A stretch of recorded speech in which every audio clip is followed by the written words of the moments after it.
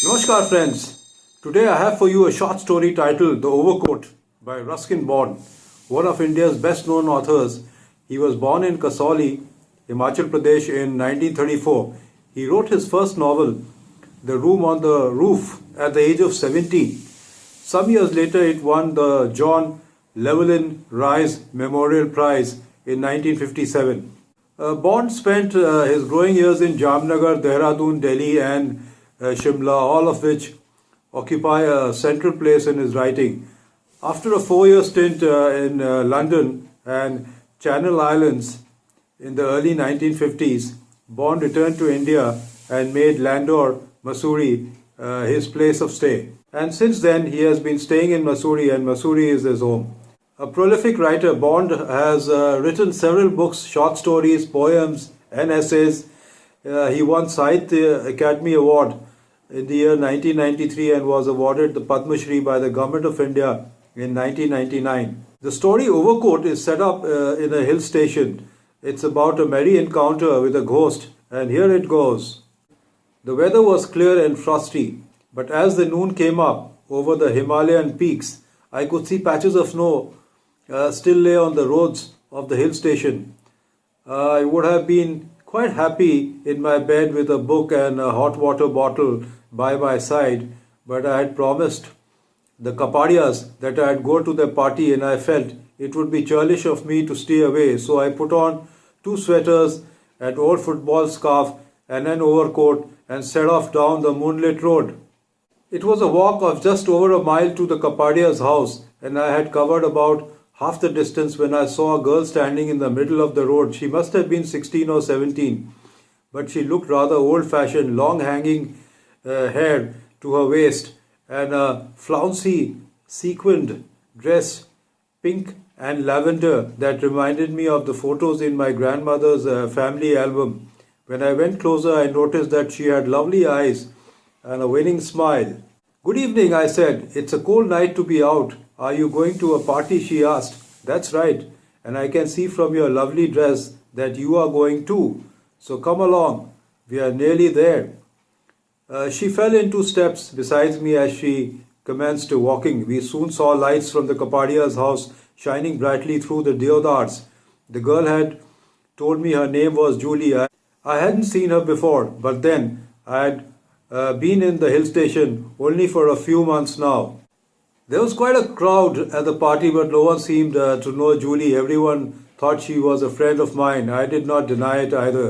Obviously, she was someone who was feeling lonely and wanted to be friendly with people, and she certainly was enjoying herself. I did not see her do much of eating or drinking, but she flitted from one group to another, talking, listening, and laughing. When the music began, she was dancing almost continuously alone or with partners. It didn't matter to her, as she was completely wrapped up in music. It was almost midnight when I got up to go. I had drunk a fair amount of punch and I was ready for bed. As I was saying goodnight to my host and wishing everyone a Merry Christmas, Julie slipped her arm into mine and said she'd be going home too. When we were outside, I asked, "Where do you live, Julie?" "At Wolfsburn," she said, "right at the top of the hill." "There's a cold wind," I said, "and although your dress is beautiful, it doesn't look very warm. Here, you'd better wear my overcoat. I have plenty of protection." She did not protest and allowed me to slip my overcoat over her shoulders. Then we started out on the walk home. But I did not have to escort her all the way. At about the spot where we had met, she said, "There's a shortcut from here. I'll just scramble up the hillside." "Do you know it well?" I asked. "It's a very narrow path." "Oh, I know every stone on the path. I use it all the time. And besides, it's really a bright night." "Well, keep the coat on," I said. "I can collect it tomorrow." She hesitated for a moment, then smiled and nodded. She then disappeared up the hill and I went home alone. The next day I walked up to the Wolfsburn.